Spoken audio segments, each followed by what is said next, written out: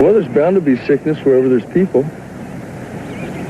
But if you live with nature, not against her, she'll be real good to you. You mean like you and Ben? Yeah.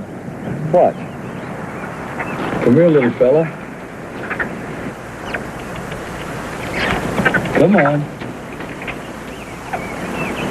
Are all the animals your friends? No. But most of them know I mean them no harm. And that means a lot to an animal. And to folks, too.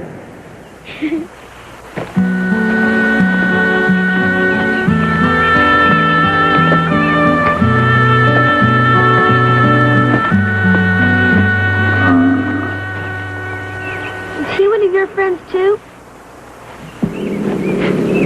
That's a badger, honey. Well, ain't nobody he's friends with, or afraid of neither.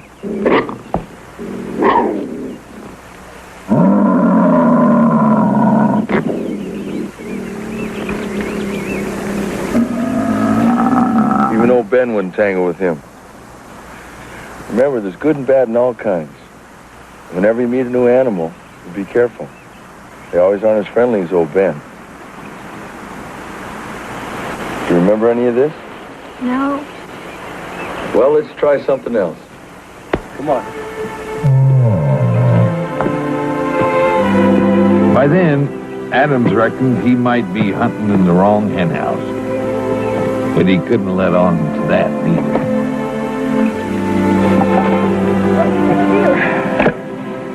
Well, since we ain't had no luck finding your ma and pa, I thought we'd make it easier for them to find you.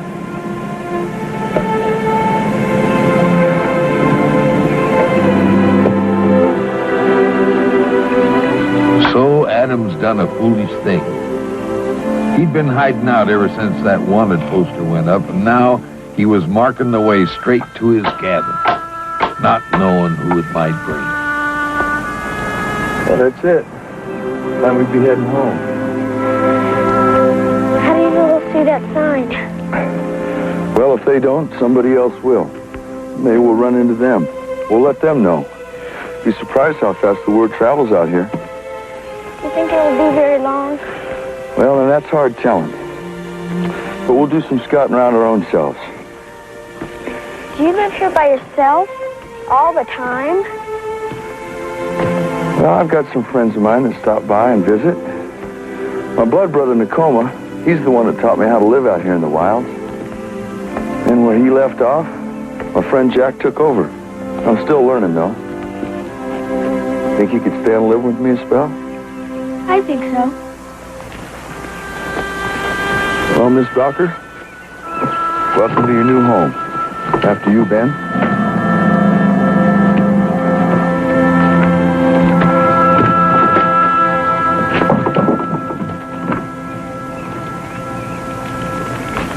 Well, I reckon I'd ask you to sit down and make yourself at home. Ain't too used to female company. Have to forgive my manners. It's all right. Well, is there something you'd like to do? I don't think so. Well, here. Sit down anyways. I don't mind standing. Guess it's kind of different than what you're used to, ain't it? A little. I guess you haven't had a chance to clean up today. Clean up? Don't give me a broom, I'll be glad to sweep. Ain't got a broom. You don't? Never had a need for one. Reckon I need one? Mm-hmm. Then I'll just make one. What else do we need?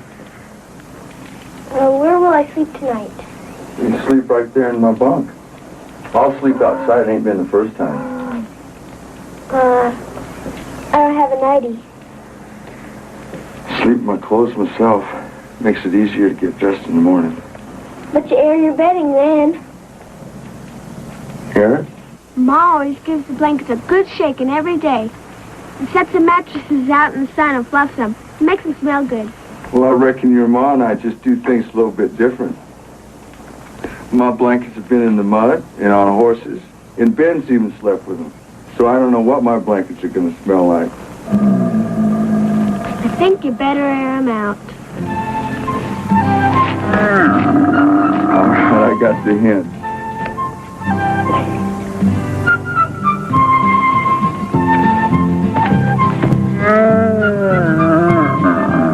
Now, Ben, stop it.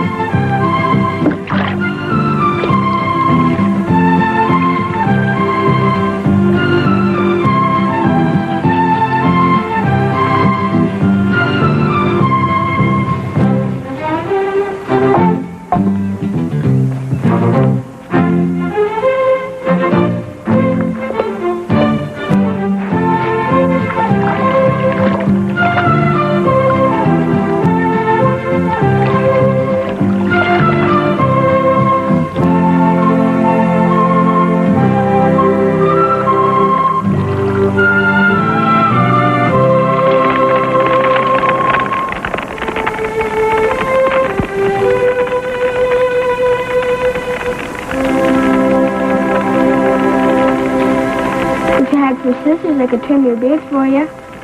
I use my knife when it needs trimming. You'd look better without a beard. No, the beard stays. My pa shaved every day. How many days has it been? I've lost track. Do you think they've given up looking for me? I'd never give up looking for you if you were mine. Oh, now don't cry. I just meant that they wouldn't quit looking for you either. I even miss our house. What kind of a house did you have? Where'd you live? Boston. It was a white house, and I had my own room in the attic. And Pa used the front room for his cobbler shop. And Ma was in the kitchen most of the time baking for the neighbors. And it always smelled so good. Leather, bread, cookies, and everything. Well, I'd miss a house like that, too.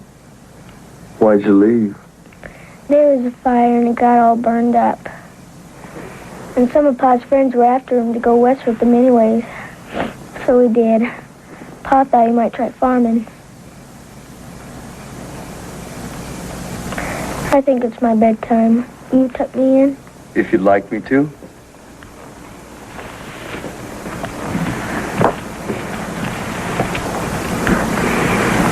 Take your back turn. Okay, it's turn. Ready? I'm ready. You have to show me how. You tuck the blanket under the mattress here, and then down there, and then there. Okay. How's that? Fine. You snug?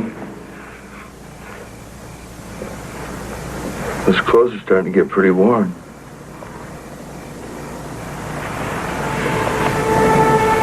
Good night, Uncle Grizzly. Good night, Eliza.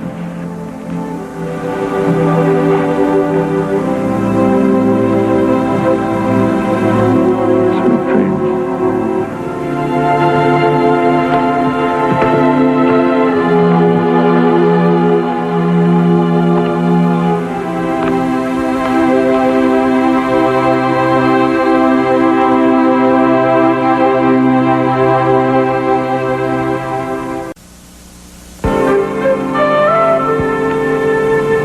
Well, I'd say we did a right fine job, young lady.